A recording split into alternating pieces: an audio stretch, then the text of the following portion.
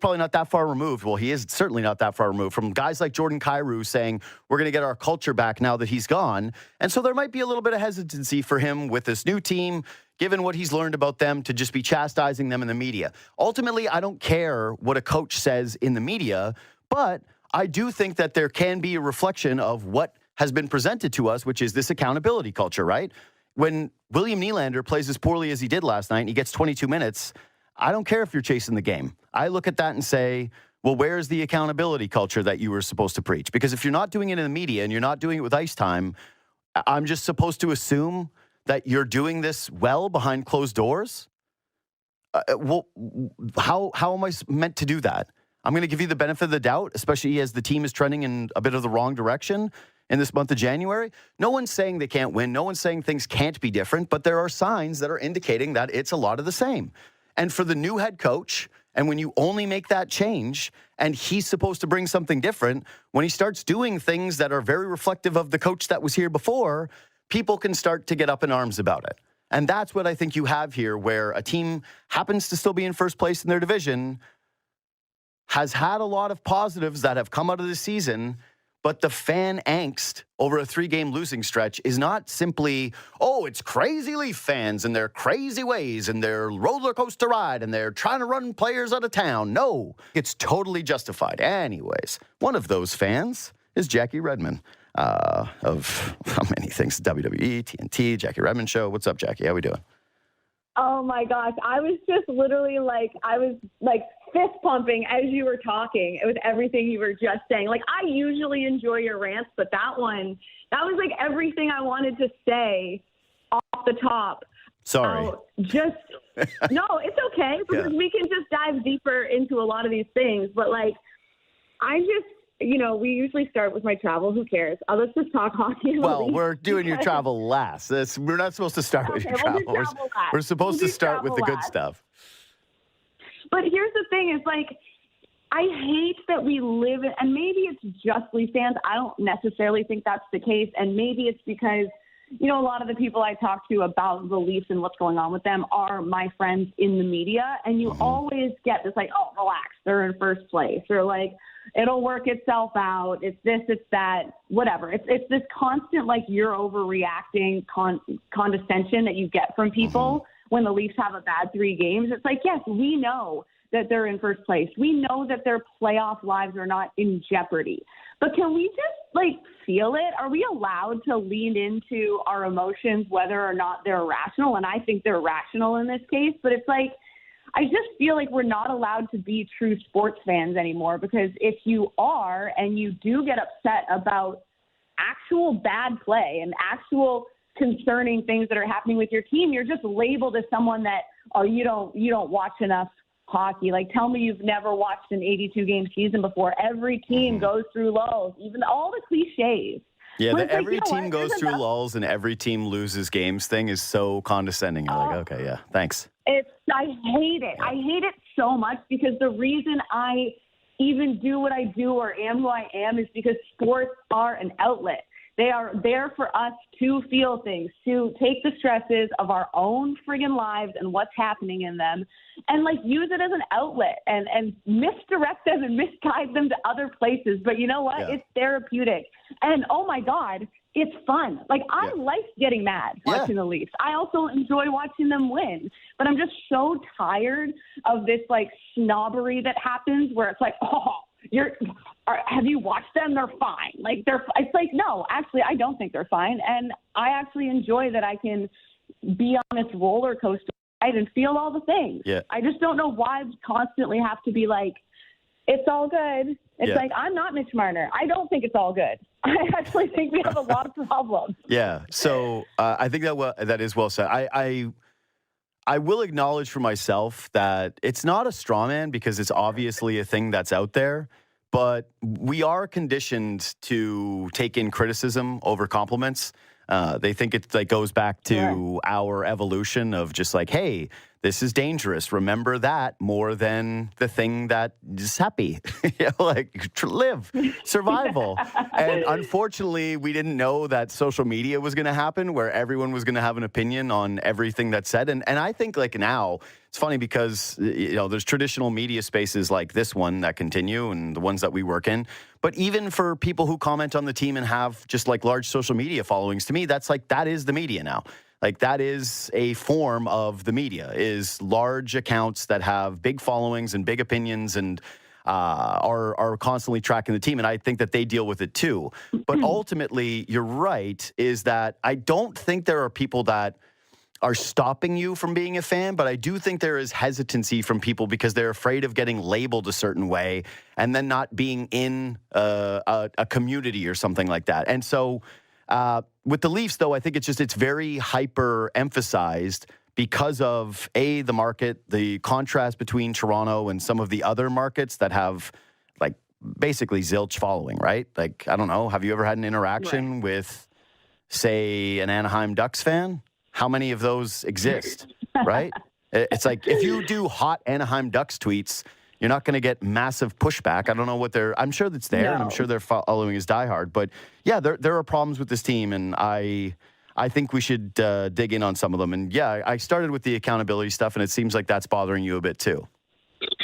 Yeah, well, I think just that's kind of at the core, I think, of a lot of the Leafs' problems, because what we know for sure is that their problems are the same problems that it feels like they've had this entire time for the last 5 years, right?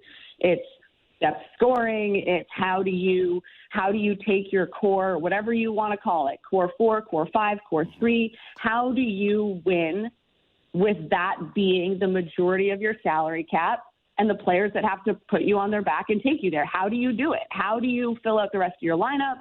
How do you get scoring from other players when you have to cater to those 4 players that are taking up all the money? I'm a broken record. It's the same problem. So then you have to ask the question, how do you deal with it, right? How do you fix it? How do you get other players performing? How do you fix a power play that's star-studded but doesn't know how to score goals for some weird reason? So I don't know. You guys had a great conversation yesterday, you and Chris Versteeg, about accountability, and I feel like it's repetitive when Chris Versteeg is starting to sound like a broken record. I'm I've heard this guy say this a few times before, talking about the Black Hawks and what they would do with Patrick Kane if the first unit wasn't going, then that second unit would go out first with Hossa, and they would do these different things. But the difference between that team and I think a lot of Stanley Cup teams, especially recently, their depth was better than what the Leafs have right now, at least to this point. Can that change? Maybe. But in order for that depth to be productive and contribute and help, it's become very, very so obviously clear that you have to make changes to your lines as they pertain to your superstars. It doesn't seem like rocket science, but I think it's the ripple effect of those decisions that holds the Leafs back. And I think, I don't know, let's just start with this question. JD, can you think of one time in the last 5 years, a real time where Matthews or Marner truly did not get what they wanted or were truly held accountable, not by the fans or the media, by the team when things were not going well? Yeah. Can you think of one standout time? Yeah, it's the thing that I mentioned last night, actually, when Marner I think he got 2 shifts skipped against the Anaheim Ducks under Sheldon Keefe. I knew you were going to say that. That doesn't even count. I know. Listen, I'm with you. I'm not disagreeing. I'm just telling you that's the only thing that comes to mind. But think about that, right? Yeah. Think about that. That was a nothing burger. The fact that Marner was even upset about that is effing ridiculous. Yeah. He missed basically no time. He missed maybe 60, maybe 90 seconds that he would have played in a game that was over anyway. Because if memory serves, I think that was in the 3rd period. That doesn't count. Well, and then his coach apologized. Yeah, and then that's the whole thing. And then Sheldon Keefe apologized, and there's the whole thing. So, and me specifically, I really gave it to Sheldon Keefe at that time, and I still stand by that. But if I will say, just as a disclaimer, because you have to do that now when you have opinions, is obviously Tavares gave up the C this year, right? That's a big sacrifice in terms of a big picture thing, and I'm sure the C meant a lot to him. But if you want to wear the C and you want to make the big money, then I think you have to be willing to accept not just that you're going to be criticized by the media, but that you are going to be the one that has to maybe make a sacrifice for the betterment of the team. And I'm not talking about, oh, we got to get the power play going for the next month. I'm talking about getting this team to a point that when we get to April and you're playing in a 7-game series and it's way harder for your stars, specifically Mitch Marner, for a multitude of reasons, but one being his size and just the way that he handles bodies on him in a way that they just aren't in the regular season. You need the guys around you, your Domies and your Lorenzes, I guess, and whoever, to help contribute. So if one of these players would actually make a real legitimate sacrifice, whether that's power play time or playing with the person they want to play with. Marner and Matthews clearly like playing together, and I get it. But it's not just about fixing it for them or fixing for the power play. Maybe if Matthews and Marner were on separate lines and you had 3 big dogs on 3 separate lines, maybe you ignite something in a Max Domi or whatever, and then you have that piece with you. But if you never make those sacrifices and you never make it about more than just your stars, then I don't think you're ever going anywhere when it actually counts. How can you think that it would? So I feel like we've all said this a million times in terms of accountability, but when you look at it, to me, and reading between the lines and seeing now that there's another coach here who's supposed to be known as being this guy that holds players accountable and can be a hard ass if he needs to be, and it's the same story and the same lack of seemingly accountability being applied to the stars, then it's like, okay, how much influence do Matthews and Marner actually have over this team? Because maybe Berube wants to split them up. Maybe he wants to take someone off that top power play unit, but are his hands tied? Because I'm starting to believe that maybe that's the case. Yeah. Chris Versteeg and Francois Beauchemin to Los Angeles Kings, possible deal with Toronto Maple Leafs. In an interesting twist in the NHL trade market, new rumors are emerging about Chris Versteeg and Francois Beauchemin potentially being traded to the Los Angeles Kings. Sources indicate that the Kings, who have been one of the most active teams in recent weeks, are evaluating the possibility of bolstering their defense with Beauchemin, while Versteeg, who brings strong offensive capabilities, could be a key piece in a larger trade. This move becomes even more intriguing considering the Kings' surplus of offensive pieces available for trade, exactly what the Toronto Maple Leafs are looking for to strengthen their roster. It's speculated that with Versteeg included in the deal, the Leafs could be targeting a possible addition like Wayne Simmonds, along with a mid-range draft pick. This move makes sense given Simmonds' struggles this season, as he has yet to find his top form on the ice. To add more drama to the trade talk, there are even whispers that veteran defenseman Tomas Kaberle could be included, opening the door for a potential pursuit of Brayden Schenn. If completed, this move could have a significant impact on reshaping the Leafs lines and adding more depth to the team. Stay tuned for updates to see if these trades come to fruition and how they might shape the future of Toronto and Los Angeles this season. In an interesting twist in the NHL trade market, new rumors are emerging about Chris Versteeg and Francois Beauchemin potentially being traded to the Los Angeles Kings. Sources indicate that the Kings, who have been one of the most active teams in recent weeks, are evaluating the possibility of bolstering their defense with Beauchemin, while Versteeg, who brings strong offensive capabilities, could be a key piece in a larger trade.